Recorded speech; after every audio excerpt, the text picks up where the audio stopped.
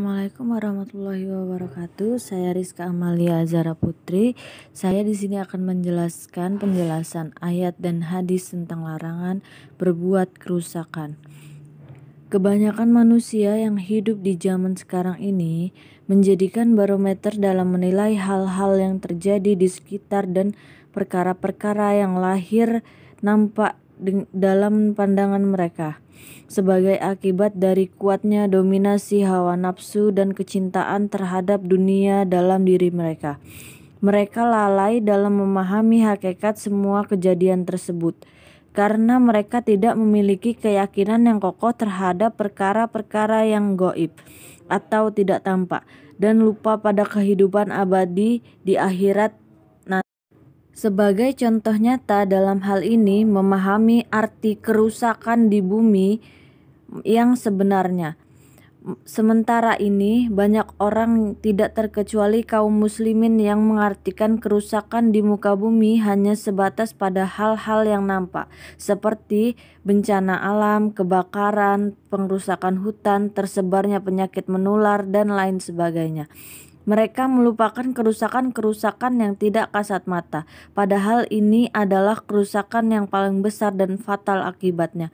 Bahkan kerusakan ini adalah yang menjadi sebab terjadinya kerusakan-kerusakan lahir di atas. Imam Abul Aliyah Ar-Riyahi berkata, "Barang siapa yang bermaksiat kepada Allah di muka bumi, maka berarti dia telah berbuat kerusakan kepadanya. Karena perbaikan di muka bumi dan langit hanyalah dicapai dengan ketaatan kepada Allah Ta'ala. Tidak terkecuali dalam hal ini musibah dan kerusakan yang terjadi dalam rumah tangga seperti tidak rukunnya hubungan antara suami dan istri, serta seringnya terjadi pertengkaran di antara mereka. Penyebab utama semua ini adalah perbuatan maksiat yang dilakukan oleh sang suami atau istri." Oleh karena itu, Imam Abu Bakar Ibnu Ayyashi Al-Kufi ketika ditanya tentang makna firman Allah Ta'ala, yaitu Bismillahirrahmanirrahim, wal tufsidu fil ardi ba'da islahiha, dan janganlah kamu membuat kerusakan di muka bumi sesudah Allah memperbaikinya.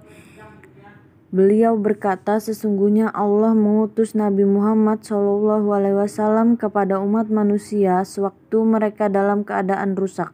Maka Allah memperbaiki keadaan mereka dengan petunjuk yang dibawa Nabi Muhammad SAW, sehingga barang siapa yang mengajak manusia kepada selain petunjuk yang dibawa Nabi, termasuk orang-orang yang berbuat kerusakan di muka bumi ini.